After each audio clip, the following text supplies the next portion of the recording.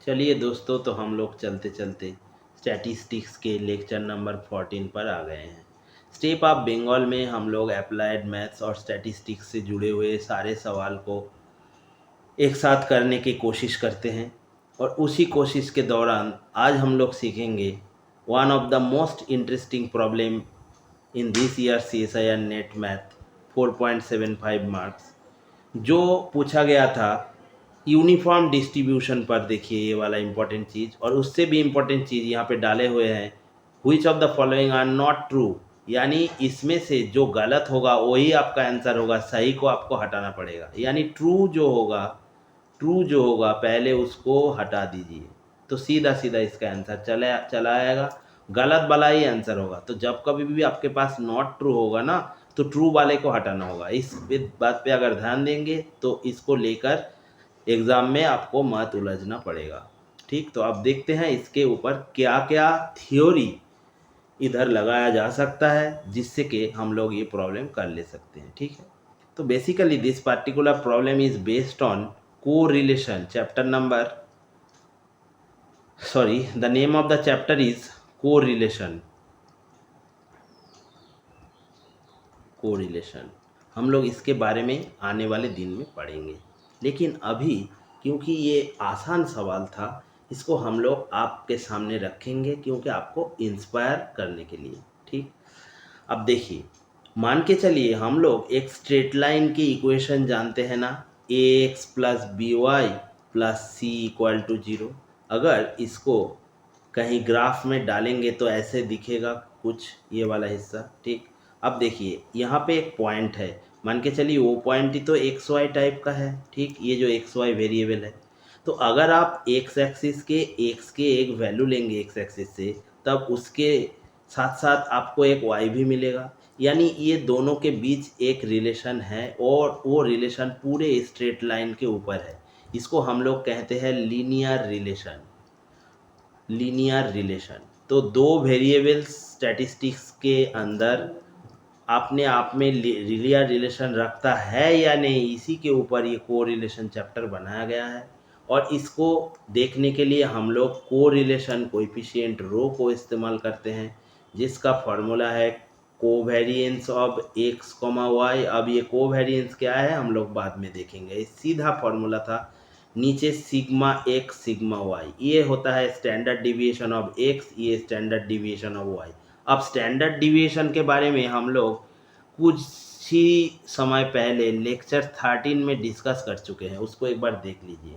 और ऊपर होता है कोवेरिएंस, ये क्या होता है देखिए, ऊपर को अगर हम ब्रेक करेंगे तो ई ऑफ एक्स वाई यानी expectation of x y, expected value यानी मीन यानी एवरेज वैल्यू, और उसके साथ ई एक्स इंटू ई वाई, नीचे सीधा सीधा ये सिग्मा एक्स सिग्मा वाई रह जाएगा। ठीक, अब ये है रो। देखिए, अब एक थ्योरी पे ध्यान दीजिए, अगर आपके पास ये रो 0 हो गया ना, तो ये एक्स और वाई के बीच में इम्प्लाई करेगा दोज आर अनकोरिलेटेड।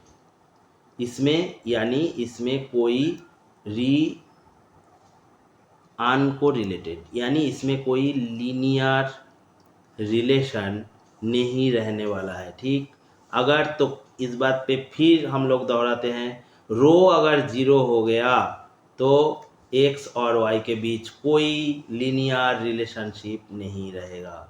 मान के चलिए एक बच्चा एक फिजिक्स के टीचर के पास फिजिक्स पढ़ने जाता है। ठीक, तो उस टीचर के साथ क्या उसका कोई लिटरेचर वाला रिलेशन हो सकता है, इस बात पे ध्यान दीजिएगा। लिटरेचर वाला यानी वो मान के चलिए क्यू के पास लिटरेचर पढ़ने जाता है, वही सेम बच्चा, ये चाइल्ड क्यू के पास लिटरेचर पढ़ने जाता है और पी के पास फिजिक्स पढ़ने जाता है। ठीक, तब आप सोचिए, जिसके पास फिजिक्स पढ़ने जाता है उसके साथ क्या उसके लिटरेचर इस टर्म के ऊपर अगर कोई रिलेशन ढूंढने जाएंगे हम लोग, क्या मिलेगा? नहीं मिलेगा। तो यही बात इधर दोहरा गया है, लीनियर रिलेशन नहीं है। लेकिन देखिए, और एक रिलेशन तो रह गया है, क्या? उस चाइल्ड का उस टीचर के साथ फिजिक्स वाला रिलेशन तो रह सकता है। ठीक, तो यही इधर डाला हुआ है, देखिए y equal to x square, यानी y के साथ x का लीनियर रिलेशन होता तो y equal to m x plus c type का कुछ होता, लेकिन ये लीनियर रिलेशन इधर नहीं दिया हुआ है। इधर क्या दिया हुआ है, y equal to x square type relation, यानी ये क्वाड्रेटिक रिलेशन, राइट। तो इसी के ऊपर ये सवाल पूछा गया था। काफ़ी सारे स्टैटिस्टिक्स के बुक में ये सवाल आपको सीधा सीधा दिखेगा। y equal to x square means quadratic relation इसमें इन दोनों में अभी है। क्यों? जबकि लीनियर रिलेशन हो भी सकता है या नहीं भी हो सकता है, यानी ये रो अगर जीरो हो गया तब तो लीनियर रिलेशन नहीं होगा, लेकिन ये बात ये गारंटी नहीं देगा, ध्यान दीजिएगा इस बात पर। अगर कोई किन्हीं दोनों वेरिएबल के बीच में लीनियर रिलेशनशिप नहीं है, इसका मतलब दूसरा कोई भी रिलेशन नहीं है, जैसे कि हम लोग इस एग्जाम्पल में देखे हैं। हो सकता है कि उसके बीच क्वाड्रेटिक रिलेशन या फिर क्यूबिक रिलेशन यानी y equal to x cube या फिर दूसरा कोई रिलेशन हो जाए, ठीक। तो इसी के ऊपर ये क्वेश्चन बनाया गया था, हम लोग अभी देखेंगे इसको। और एक बात पे ध्यान दीजिएगा, बहुत ही इम्पोर्टेंट बात है।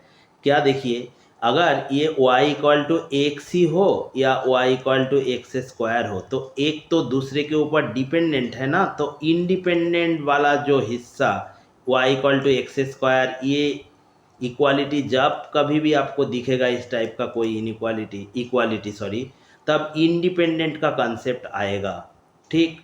तो देखिए यहाँ पे लिखे हैं ना, दे आर नॉट इंडिपेंडेंट, तो ये यहाँ नहीं हो सकता है, लेकिन इधर हम लोगों को फॉल्स ही तो लाना है, तो हो सकता है ये सही हो जाए इसका आंसर। इसके लिए हम लोगों को कोरिलेटेड वाला हिस्सा देखना पड़ेगा। तो चलिए देखते हैं कोरिलेटेड वाला हिस्सा कैसे निकाला जाता है। अब आइए इसके प्रॉपर्टी के ऊपर देखिए, एक्स फॉलोज यूनिफॉर्म -1 1।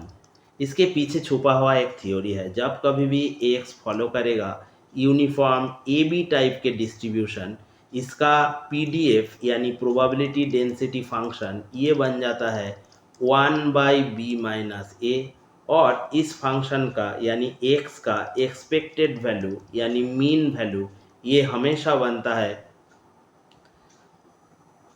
1/a+b/2। तब यहाँ आइए, यहाँ a क्या था 1, b क्या था -1 था, a b था 1, तब इधर डालिए तो इधर मीन क्या होगा -1 + 1/2, यानी ये 0 आ चुका है, ठीक। अब ये मीन क्या है, ये सिंपली एक इंटीग्रेशन है e ऑफ x।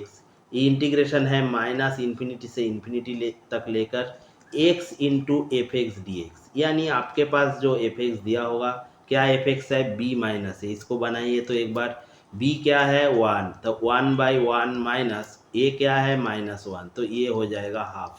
तो यहाँ पे क्या आएगा इसका एक्सपेक्टेशन, इसका रेंज क्या है देखिए, तो रेंज था -1 से 1 और x था ना, तो x को इधर डालिए, एफ एक्स क्या था हाफ इंटू डी एक्स, लेकिन ये x एक ऑड फंक्शन है ना, तो अगर ये ऑड फंक्शन बन जाएगा तो सीधा सीधा इसका रिजल्ट क्या आएगा 0 ना, और वही आपके पास आया है। लेकिन एग्ज़ाम में ज़्यादातर हम लोग ये फार्मूला नहीं यूज करते हैं, क्योंकि यूनिफॉर्म डिस्ट्रीब्यूशन जो होता है उसका मीन सीधा रिजल्ट है a+b/2। इसको याद करके रखिए। चलिए इसको रेड कलर से मार्क कर देते हैं आपके लिए, जैसे कि आपको आसानी हो।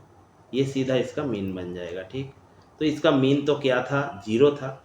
अब ये अगर 0 बन गया, अब एक चीज़ हम लोगों को बनाना पड़ेगा। देखिए हम लोग जानते हैं ना, rho equal to E of x Y minus E x into E Y divided by sigma X into sigma Y. अब देखिए ये 0 आ चुका है, इधर ई ऑफ एक्स 0, ये 0 आ चुका है, तब तो सेकेंड टर्म तो चला गया। इस टर्म पे ध्यान दीजिए, ये क्या होगा देखिए, ई ऑफ एक्स को रहने दीजिए, वाई दिया है ना एक्स स्क्वायर, इसको डालिए इधर, तो ये क्या होगा नीचे सिग्मा एक्स सिग्मा वाई ये होगा, तो ऊपर आ जाएगा सीधा ई ऑफ एक्स क्यूब, इसको निकालना पड़ेगा। तो चलिए उस फॉर्मूले में डाल देते हैं। यहाँ है ना ई ऑफ एक्स, अगर ये एक्स इंटू होगा तो ई ऑफ एक्स क्यूब क्या होगा देखिए, चलिए ई ऑफ एक्स क्यूब तब हमारे पास होगा -1 से 1, और इधर x cube into F x था हाफ इंटू डी एक्स। देखिए एफ एक्स उसका पीडीएफ था और वो हाफ था, उसको ही हम लोग डाले हैं इधर, ठीक। तो जस्ट इसका आंसर भी 0 आ जाएगा, क्योंकि ये फिर से ऑड फंक्शन है। तो ये वाला हिस्सा ई ऑफ एक्स क्यूब ये 0 हो चुका है, नीचे सिग्मा एक्स सिग्मा वाई रह जाएगा, तो ये सीधा 0 हो जाएगा, यानी रो आपके पास तो 0 आ गया। इसका मतलब क्या है, सीधा सीधा आन को रिलेटेड है, अनकोरिलेटेड मीन्स उस जो दो वेरिएबल्स दिया था एक्स और वाई, उसके बीच कोई लीनियर रिलेशनशिप नहीं है, यानी there is no relationship between x and y. ठीक, लेकिन उसके ऊपर तो उन दोनों के बीच में तो क्वाड्रेटिक रिलेशन तो है, इसलिए ये अनकोरिलेट तो जरूर होगा, लेकिन इसके साथ साथ ये डिपेंडेंट बनेगा, यानी नॉट इंडिपेंडेंट। इंडिपेंडेंट। ठीक, अब ये रिजल्ट दोनों आपके पास आ चुका है। तो ये वाला हिस्सा इधर ट्रू है, तो जो कोई भी ऑप्शन में ये नहीं दिखेगा वो सीधा सीधा इसका आंसर होगा, और ये जहाँ दिखेगा वो चला जाएगा। अब आइए एकदम नीचे देखिए, 4 they are neither independent.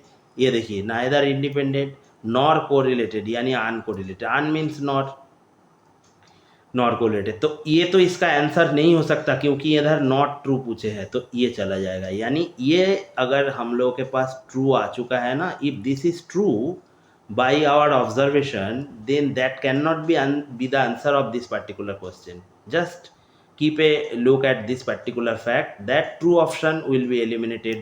True options, not the true option. True, wherever we see true statement, that statement should be eliminated here, because here they have asked about not true options, यानी उन लोगों ने कहा है not true को, यानी false को ढूंढिए।